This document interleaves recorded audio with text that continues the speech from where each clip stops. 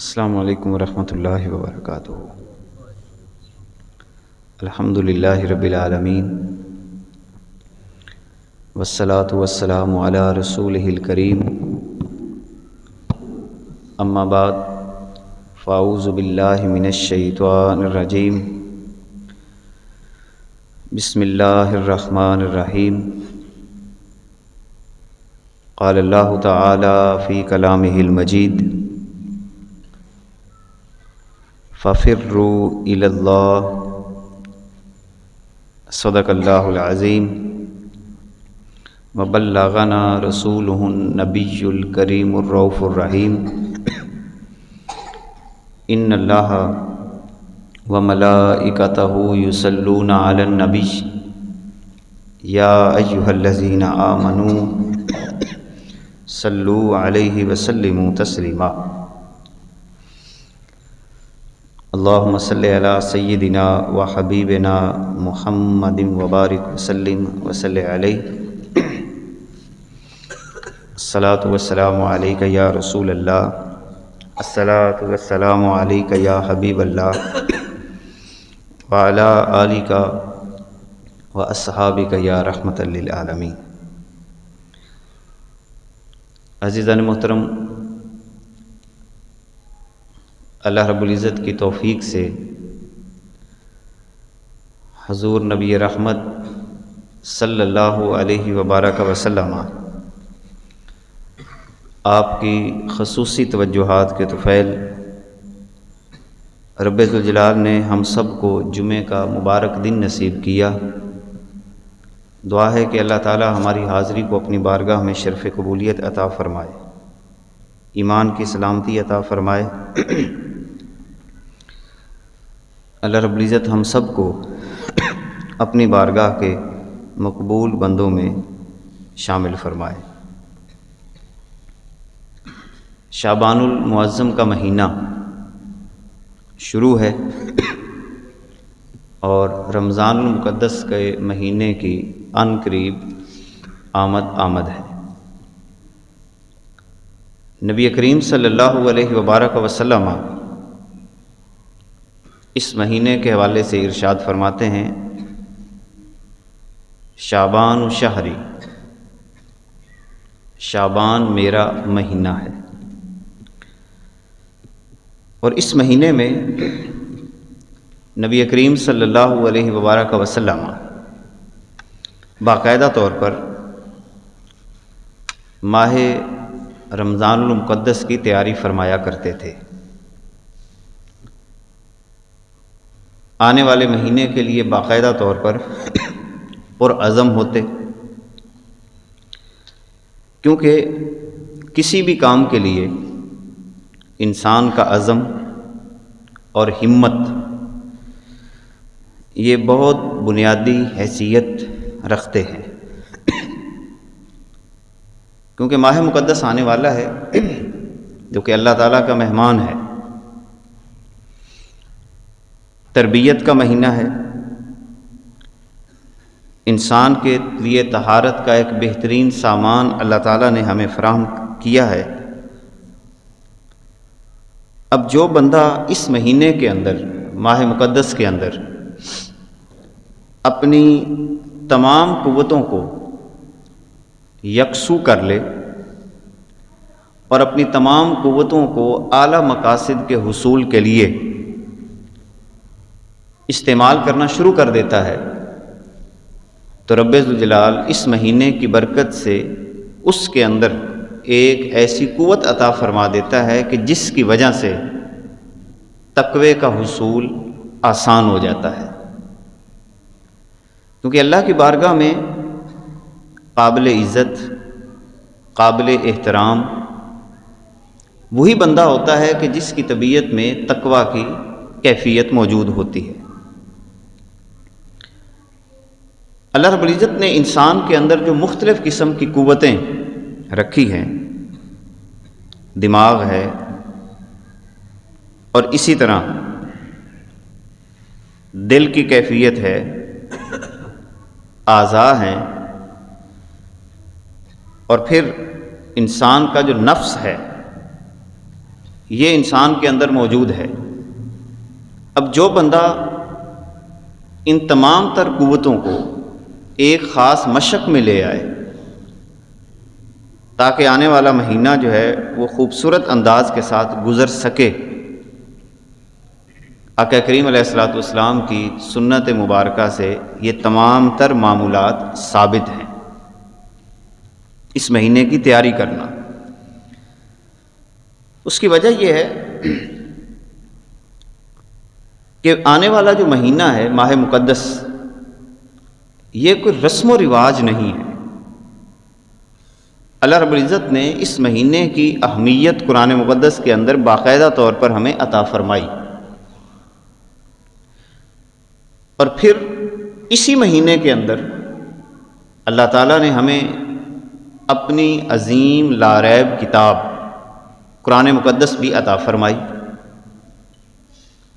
پھر آقا کریم علیہ الصلوۃ والسلام کا اس مہینے کے اندر عام معمولات سے ہٹ کر اپنی زندگی کے اوقات کو بسر کرنا اس بات کی اہمیت کو واضح کرتا ہے کہ یہ مہینہ انسان کی تعلیم و تربیت، اللہ کی ذات کے ساتھ جوڑنے، انسان کے اندر انسانی اخلاق پیدا کرنے میں بنیادی کردار ادا کرتا ہے۔ کیونکہ جب بندہ اس پریکٹس سے گزرتا ہے تو اس کی طبیعت میں خاص قسم کے اخلاق عالیہ وہ پیدا ہونا شروع ہو جاتے ہیں۔ یہی وجہ ہے کہ آقا کریم علیہ الصلوۃ والسلام نے اس مہینے کے آغاز سے ایک دن پہلے باقاعدہ طور پر اس مہینے کی اہمیت کے حوالے سے ایک خطبہ بھی ارشاد فرمایا تھا۔ آقا کریم علیہ الصلوۃ والسلام کے اس خطبے کے اندر سے چند اقتباسات یہ ہیں کہ آپ صلی اللہ علیہ وسلم نے فرمایا کہ تم پر ایک بڑا مہینہ آنے والا ہے، یہ نیکیوں کا موسم ہے، انسان بننے اور پختہ مومن بننے کا ایک بہترین ذریعہ ہے،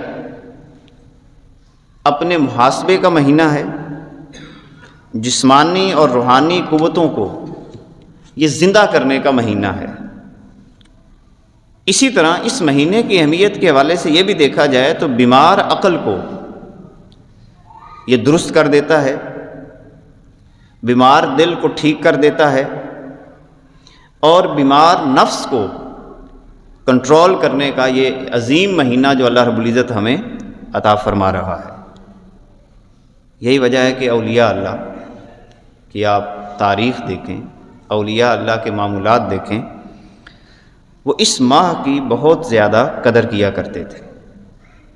اس مہینے میں تمام مسنون، واجب اور فرض اعمال اللہ تعالیٰ کا سچا بندہ بن کر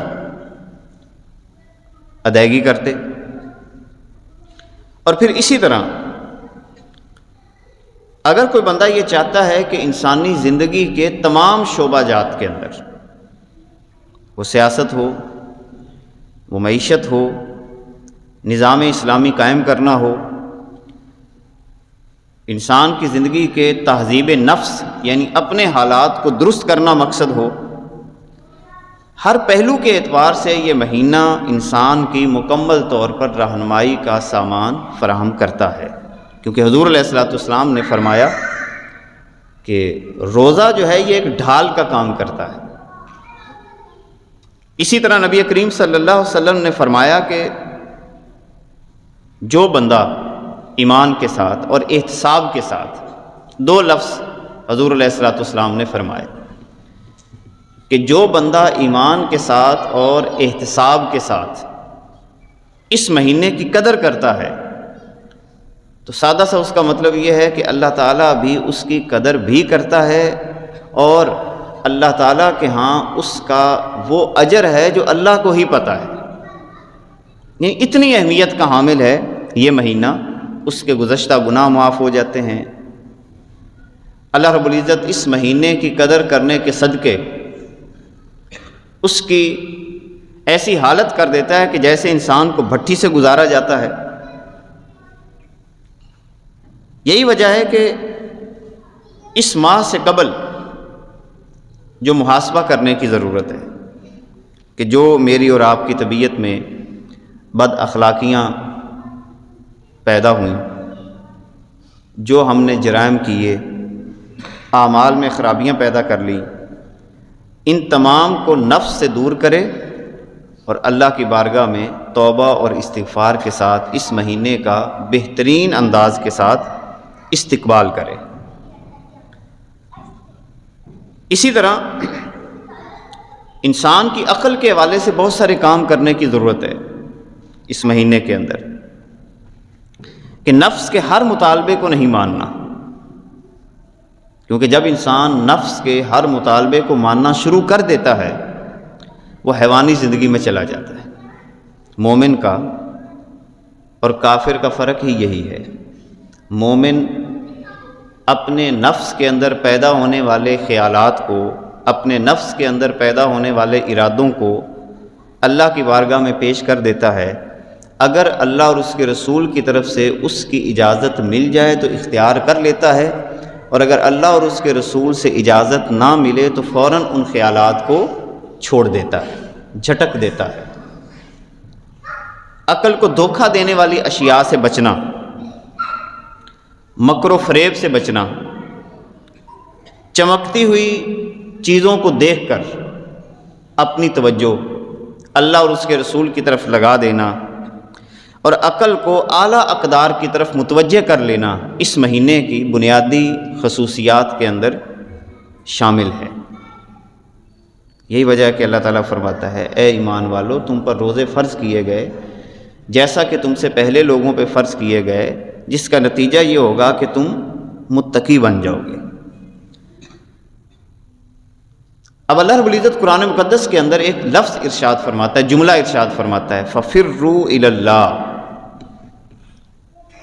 دوڑ لگاؤ اللہ کی طرف۔ اللہ رب العزت نے یہاں پر جو لفظ استعمال کیا وہ ہے فرار کا، بھاگنا۔ ویسے اس کا بنیادی معنی کیا ہے؟ بھاگنا،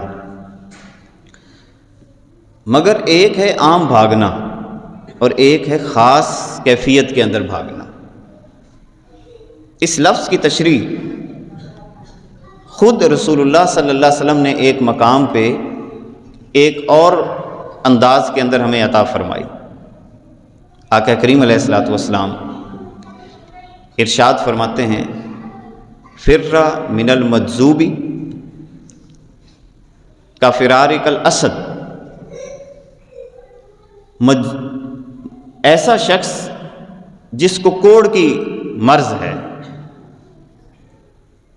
اس سے بھاگو۔ کیسے بھاگنا ہے؟ جیسے شیر سے بھاگا جاتا ہے۔ اب فرار انسان کی اس کیفیت کا نام ہے کہ جس کے اندر ایک انسان پیچھے مڑ کے نہیں دیکھتا، آگے بھاگتا چلا جاتا ہے، بھاگتا چلا جاتا ہے۔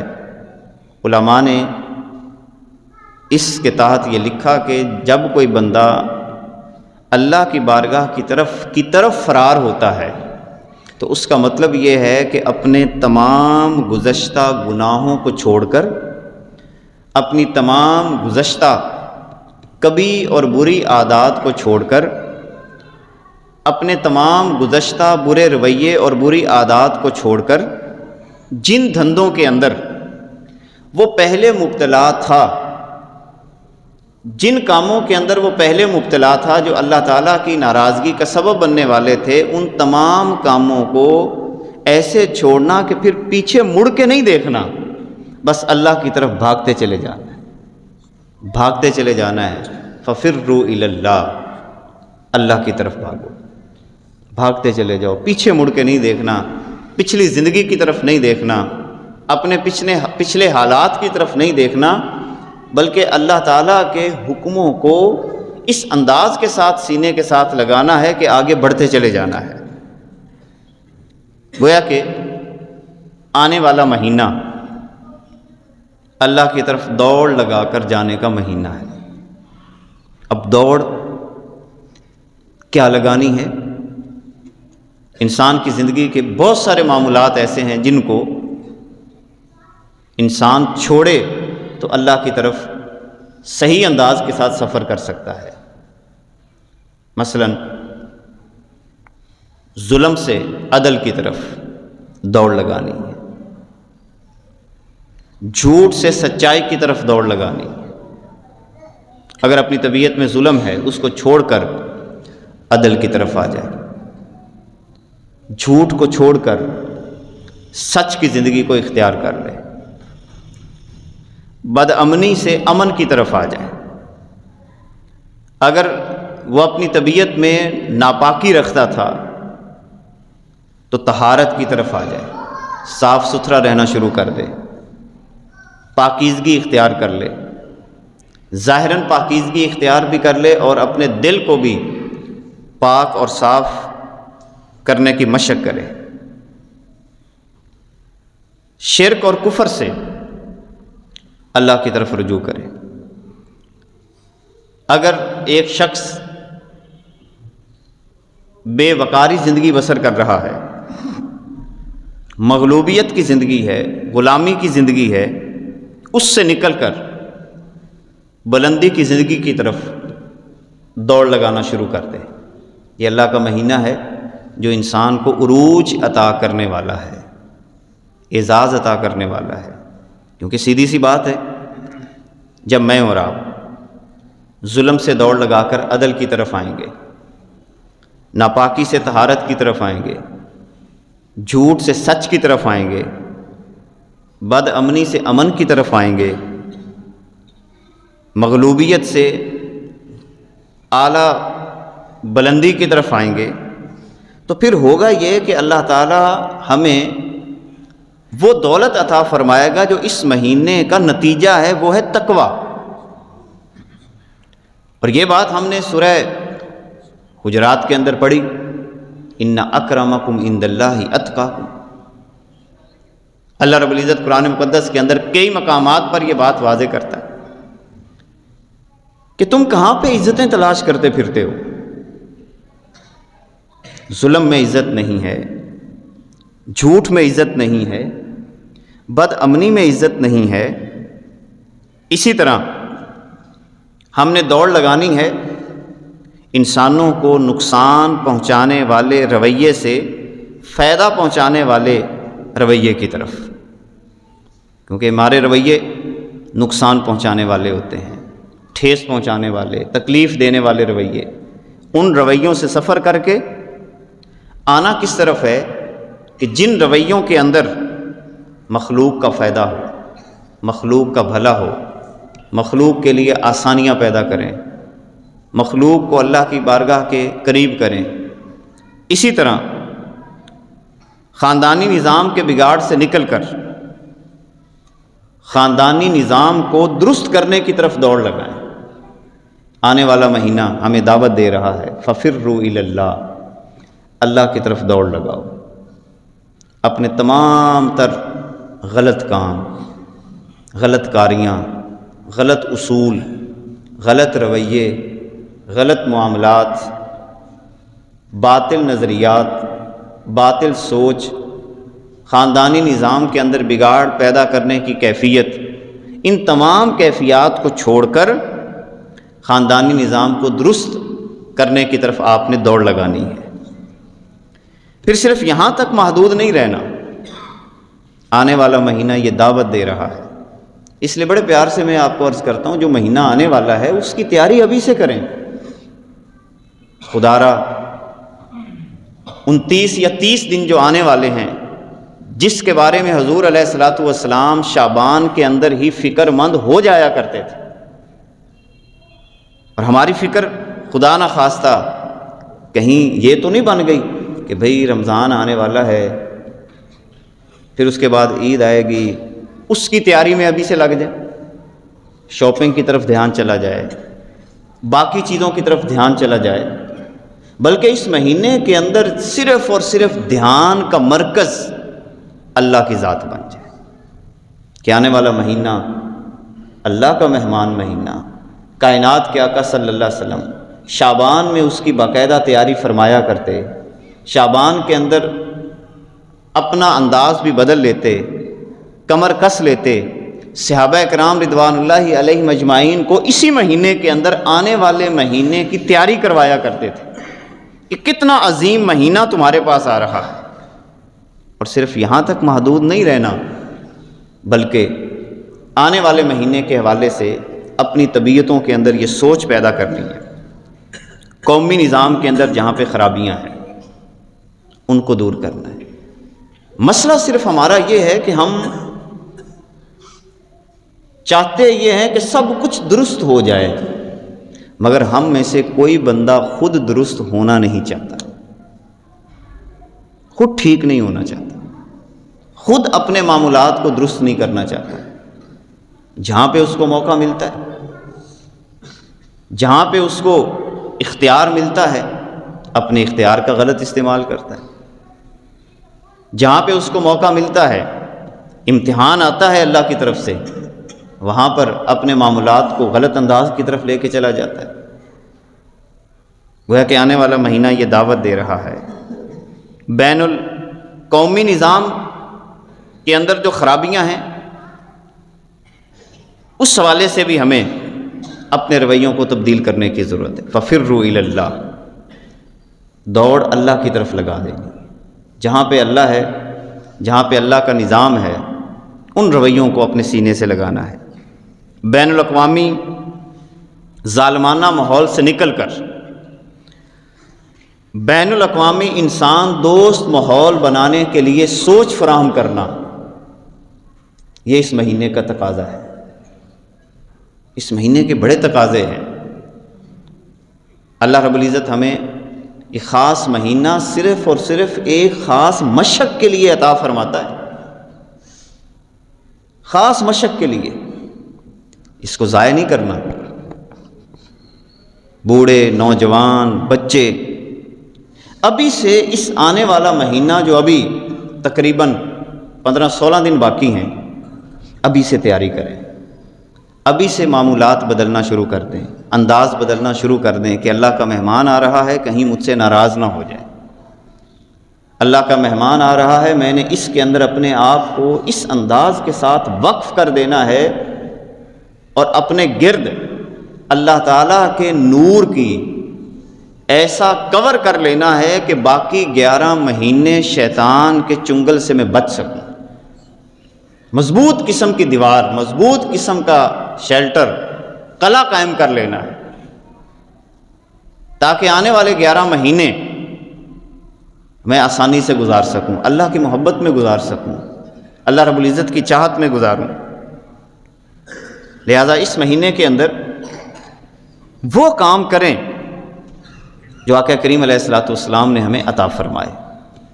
خود ساختہ نظریات، خود ساختہ نیکی کے تصورات قائم کرنے کی بجائے آقا کریم علیہ الصلوۃ والسلام نے جو طریقہ کار ہم سب کو عطا فرمایا اس کے مطابق آگے بڑھتے چلے جائیں۔ مثلا ان ایام کے اندر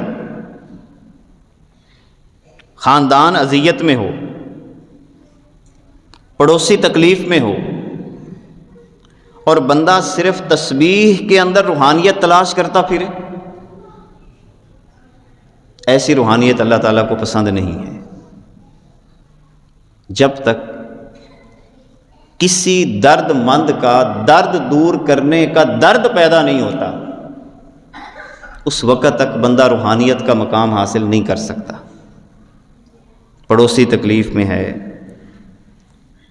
خاندان اذیت میں ہے، اور بندہ اس نفسیاتی مرض کا شکار ہو جائے۔ یہ نفسیاتی مرض ہے کہ بس تسبیح پھیری جا رہا ہے، قرآن کی تلاوت کیے جا رہا ہے، خاص انداز اپنا لیا، مگر لوگوں کی تکلیف دور کرنے کا جذبہ پیدا نہیں ہو رہا۔ تو کسی نے کہا نا، کسی درد مند کے کام آ، کسی ڈوبتے کو اچھال دے۔ لوگوں کو درد سے نکالنے کی طبیعت پیدا کریں، دعائیں کریں لوگوں کے لیے کہ یا اللہ اس درد سے لوگوں کو نکال دے، اس کیفیت سے لوگوں کو نکال دے، جس درد کے اندر مبتلا ہیں اس سے نکال کر ان کو محبت کی وادی میں لے آ، عشق کی وادی میں لے آ۔ اللہ تعالیٰ کے انوار و تجلیات کا منظر ان کی طبیعتوں کے اوپر نازل ہونا شروع ہو جائے۔ اسی طرح اس مقام پر بندہ کیا کرتا ہے کہ حق کو حق اور باطل کو باطل سمجھے. کہیں ایسا نہ ہو کہ حق کو باطل اور باطل کو حق سمجھنے لگ جائے. یہ مہینہ حق اور باطل کی وضاحت کا مہینہ ہے. اللہ رب العزت نے ہمیں قرآن عطا فرمایا. قرآن کو سمجھیں، قرآن کو پڑھیں، اور ساتھ ساتھ یہ دیکھیں کہ حق کیا ہے اور باطل کیا ہے، پھر اس کے مطابق اپنے نظام زندگی کو آگے بڑھائیں. اعمال کی کثرت نہیں اللہ کو مطلوب کہ آپ اعمال سے یہاں پہ مراد میں لے رہا ہوں کہ بندہ بہت زیادہ تسبیح کرتا رہے یا وظیفہ کرتا رہے. اللہ تعالیٰ کو یہ مطلوب نہیں. اللہ تعالیٰ کو وہ عمل مطلوب ہے جو قلیل ہو، معیاری ہو اور اخلاص پہ مبنی ہو. تھوڑا ہو، معیاری. اور معیاری کیا ہوتا ہے؟ جس کے اندر اخلاص ہو. اور اخلاص کیا ہوتا ہے؟ کہ جو عمل بھی کرنا ہے صرف اور صرف اللہ تعالیٰ کو راضی کرنے کے لیے کرنا ہے. اس مہینے میں لوگ زکوٰۃ ادا کرتے ہیں. اپنی زکوٰۃ کا بندوبست کریں جن کے اوپر زکوٰۃ فرض ہے. اس مہینے میں اگر عشر کی کیفیت آ گئی ہے تو عشر نکالیں. اس آنے والے مہینے کے اندر کوشش کریں، پریکٹس ہے نا، کہ پیسے کی محبت دل سے نکل جائے. اب اس کا طریقہ کار کیا ہے؟ کہ صدقات و خیرات دیتے رہیں، کثرت سے صدقات و خیرات دیتے رہیں. کسی کو راشن لے کے دے دیں، کسی کو لباس لے کے دے دیں، تاکہ پیسے کی محبت دل سے نکلے، کیونکہ یہی انسان کو برباد کرتی ہے. اسی طرح اس مہینے کے اندر اصل میں انسان کے گرد ایک سرکل بنتا ہے. جیسے جب انسان بیمار ہوتا ہے نا، تو ڈاکٹر حضرات یہ کہتے ہیں کہ ایک بیماری کا ایک سرکل بن جاتا ہے. اب علاج کرنے کے لیے کیا کیا جاتا ہے؟ جس کو ہم اینٹی بائیوٹک کہتے ہیں. ایسی دوائیاں استعمال کی جاتی ہیں کہ جس سے وہ سرکل توڑا جائے، اور پھر اس کے بعد اس انسان کو قوت والی غذائیں دی جائیں تاکہ اس کی طبیعت کے اندر قوت پیدا ہو جائے. بالکل اسی طرح آنے والا مہینہ ماہ مقدس یہ گناہوں کے سرکل کو توڑتا ہے. جتنے گناہ ہم نے کیے اور گناہوں نے گھیرا ہوا ہے، یہ ساروں کو توڑتا چلا جاتا ہے. اور پھر کیا ہوتا ہے؟ جب گناہوں کا سرکل ٹوٹ جاتا ہے تو پھر اللہ رب العزت انسان کے دل کے اندر تقوی کی کیفیت عطا فرما دیتا ہے. لہذا کوشش کریں. دیکھیں، کوشش کرنے سے سب کچھ مل جاتا ہے. اپنی کوششوں کو مثبت بنائیں، منفی نہ بنائیں. نیکیوں کا سبقت میں کرنے کا ماحول پیدا کریں. آغاز نیکیوں سے کریں. اللہ رب العزت قرآن مقدس کے اندر ایک مقام پہ ارشاد فرماتا ہے، سورہ نساء کے اندر، یعنی اس مہینے کے اندر، جیسے میں نے پہلے عرض کیا کہ اللہ کے ہاں عزت کس بنیاد پہ ہے؟ تقوی کی بنیاد پہ. کیونکہ ہماری بنیاد جو اس کا نتیجہ ہوگا آنے والے مہینے کا، وہ جو حصول ہم نے کرنا ہے وہ کون سا کرنا ہے؟ تقوی. کیونکہ اللہ نے نتیجہ یہی بیان کیا ہے ماہ مقدس کا، کتب علیکم الصیام کما کتب علی الذین من قبلکم لعلکم تتقون. یعنی نتیجہ کیا نکلنا ہے؟ تقوی کا. تو جب ہمیں تقوی ملے گا تو اللہ کے ہاں عزت کس بنیاد پہ ہے؟ تقوی کی بنیاد پہ. لہذا عزت کے وہ تمام جھوٹے معیار جو ہم نے بنائے ہوئے ہیں، جس کے بارے میں اللہ تعالیٰ سورہ النساء کی آیت نمبر 138 139 اس کے اندر ارشاد فرماتا ہے، اے میرے پیارے محبوب، بشر المنافقین بأن لہم عذابا علیما. اے میرے پیارے محبوب، آپ منافقوں کو یہ خوشخبری سنا دیں. اب یہ خوشخبری کا لفظ جب عذاب کے لیے استعمال ہوتا ہے تو یہ بطور ذلت استعمال ہوتا ہے. اے میرے پیارے محبوب، آپ منافقین کو خوشخبری سنا دیں کہ ان کے لیے عذاب علیم ہے۔ کیوں؟ الذین یتخذون الکافرین اولیاء من دون المؤمنین، یہ دوست بناتے ہیں اللہ کے منکروں کو، جو اللہ کی نہیں مانتے، کافروں کو اللہ کا دوست بناتے ہیں، مومنوں کو دوست نہیں بناتے۔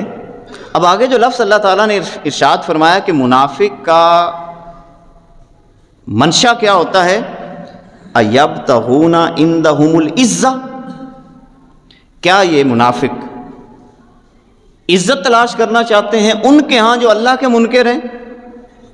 نہیں، فإن العزۃ للہ جمیعا، عزت تو اللہ کے پاس ہے، ساری عزت کس کے پاس ہے؟ اللہ تعالیٰ کے پاس ہے۔ تو اس مہینے کے اندر جب ہمیں مل جائے گا تقویٰ، اور ہم اس تقوی کو حاصل کرنے کے لیے اپنی تمام تر قوتیں، عقل کی قوت، شہوت کی قوت، نفس کی قوت، دل اور دماغ کی قوت، اللہ تعالیٰ نے جو ہمیں اعضاء کی قوت فراہم کی، ان تمام تر قوتوں کو پورے اخلاص، پورے معیار کے ساتھ اللہ کی بارگاہ میں دے دیں گے تو اللہ ہمیں تقویٰ دے دے گا۔ جب تقویٰ دے دے گا تو سورہ حجرات کے اندر فرمایا ان اکرمکم عند اللہ اتقاکم، مبارک ہو تمہیں، اب میں رب ہو کر اعلان کرتا ہوں عزت تمہارے ہاتھ میں آ گئی ہے، اب عزت ہے تمہاری۔ عزت کے جھوٹے معیاروں کی نفی کر دی۔ اسی لیے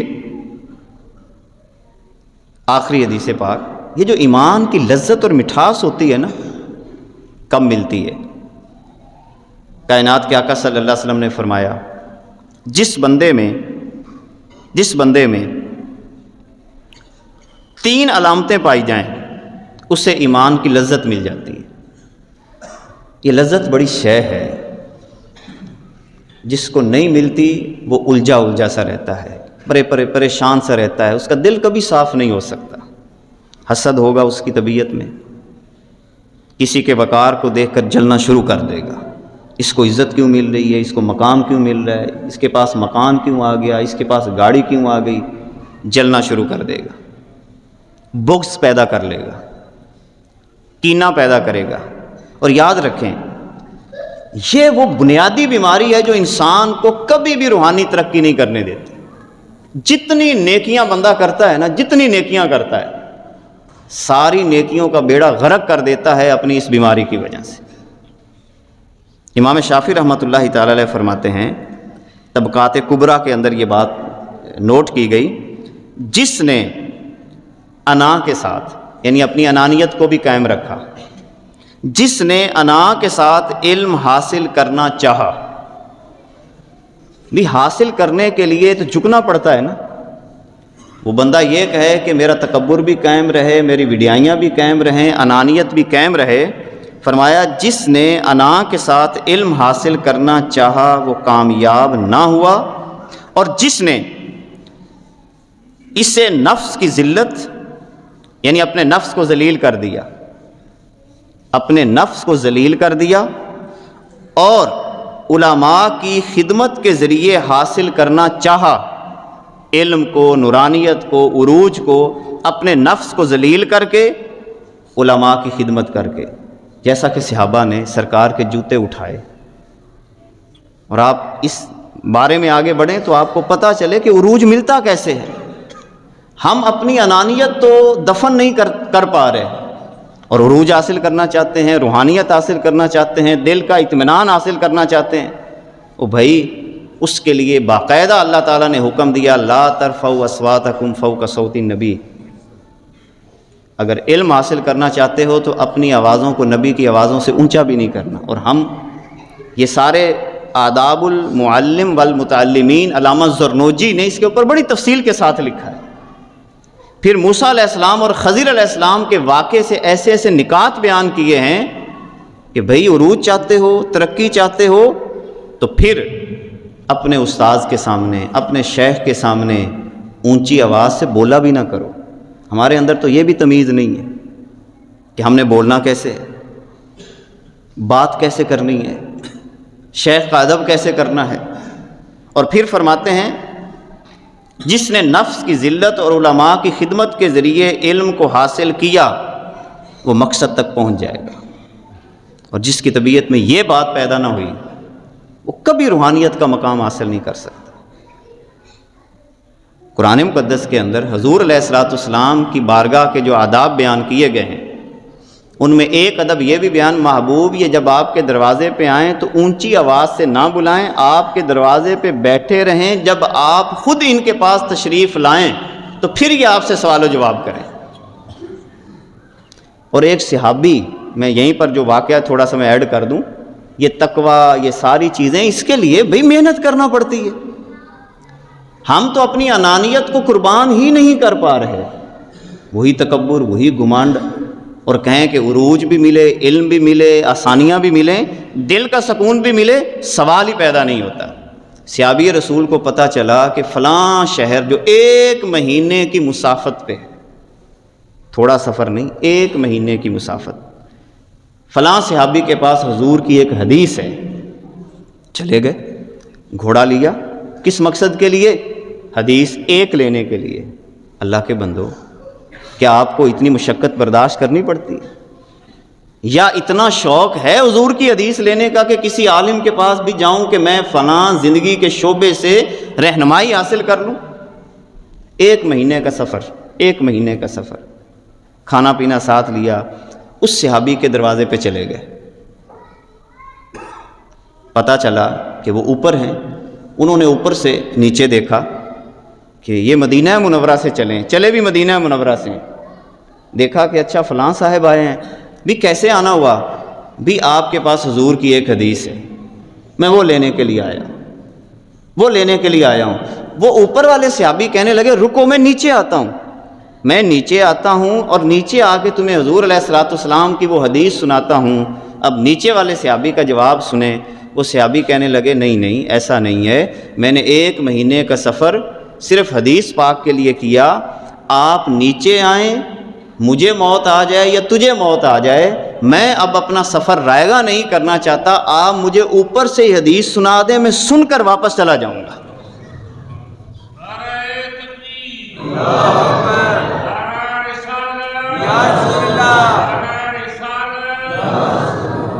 اللہ اکبر۔ یہ ہے ادب۔ آنے والا مہینہ انانیت کو قربان کرنے کا مہینہ ہے۔ وہ خدا کے بندو، کیوں اپنی نیکیوں کو برباد کرتے ہو؟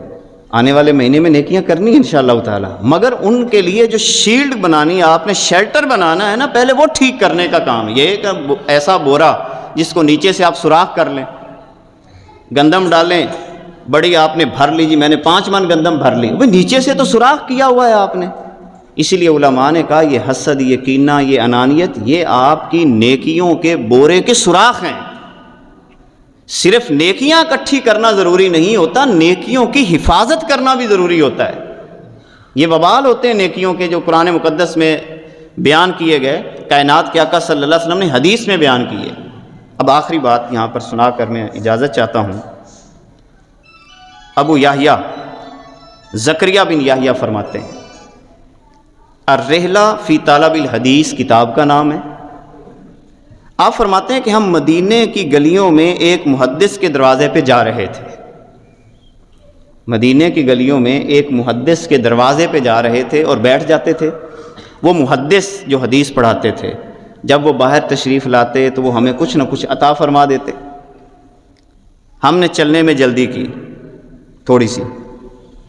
اب ہمارے ساتھ کہتے ہیں ایک دین کا مذاق اڑانے والا بھی ساتھ ساتھ چل رہا تھا، جو دین کا مذاق اڑاتا تھا۔ اس نے مذاق اڑایا،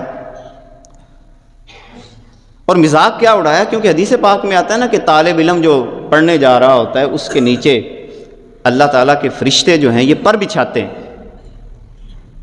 تو اب اس نے مذاق کیا اڑایا؟ یہ کیا تم کر رہے ہو؟ یہ کیا تم کر رہے؟ تم اتنی تیزی کے ساتھ چل رہے ہو، تم تو فرشتوں کے پروں کو توڑی جا رہے ہو، یعنی مذاق کیا ان کا۔ الرحلہ فی طلب الحدیث، ابو یحییٰ فرماتے ہیں کہ جیسے ہی اس بندے نے یہ بات کی، مذاق اڑایا دین کا، اسی جگہ کھڑا ہوا تھا کہ اس کے سارے پاؤں خشک ہو گئے۔ اس پر اللہ تعالیٰ نے اس کے اپنے پاؤں خشک ہو گئے۔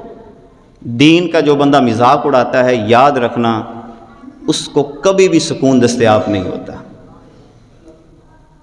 دین سے محبت کریں۔ آنے والا مہینہ رمضان کا مہینہ، قرآن سے پیار کا مہینہ، قرآن کی طرف آگے بڑھیں۔ انشاءاللہ تعالیٰ جب آپ یہ انداز اختیار کریں گے تو اللہ رب العزت ہمیں عروج اور ترقی ضرور عطا فرمائے گا۔ اپنی نیکیوں کے بورے کو سوراخ نہ کریں۔ اب آخر میں ایک خوشخبری، الحمدللہ اس سال ہمارے اس گاؤں سے، اور یہ اعزاز واللہ عالم میرے علم میں تو نہیں ہے، یہ اعزاز اللہ کے فضل و کرم سے آپ کے گاؤں کو ہی حاصل ہے۔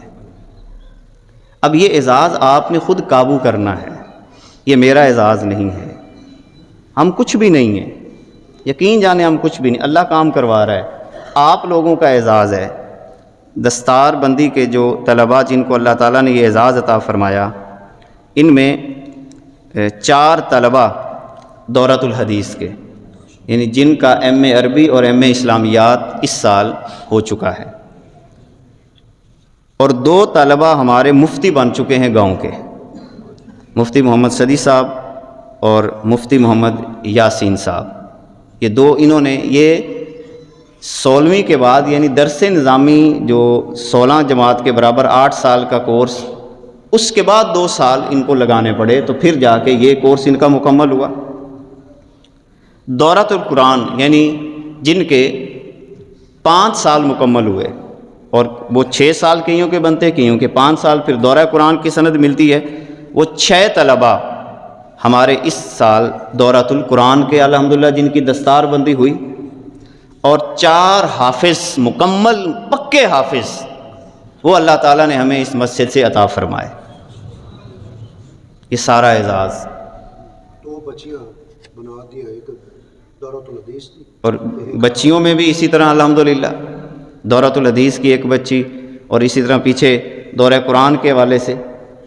اب دیکھیں، میں آپ سب سے بڑے پیار سے، ٹائم اگرچہ کچھ اوپر ہو رہا ہے، یہ پیار سے باتیں کر رہا ہوں، اور دین کے لیے اگر آپ پہلے بیٹھکوں شیٹکوں پہ بیٹھ جاتے ہیں تو یہ مسجد میں بیٹھے ہوئے ہیں۔ میں آپ سب سے پیار سے بات کرتا ہوں، کیا آپ پہ اللہ کا یہ کرم نہیں ہے؟ بے شک یہ اعزاز نہیں ہے آپ لوگوں کا؟ خدا را اس اعزاز کو سمجھیں، علم کی قدر کرنا سیکھیں۔ ایک مثال دینا چاہوں گا، ہم ہیں سارے پانی، کیا ہیں؟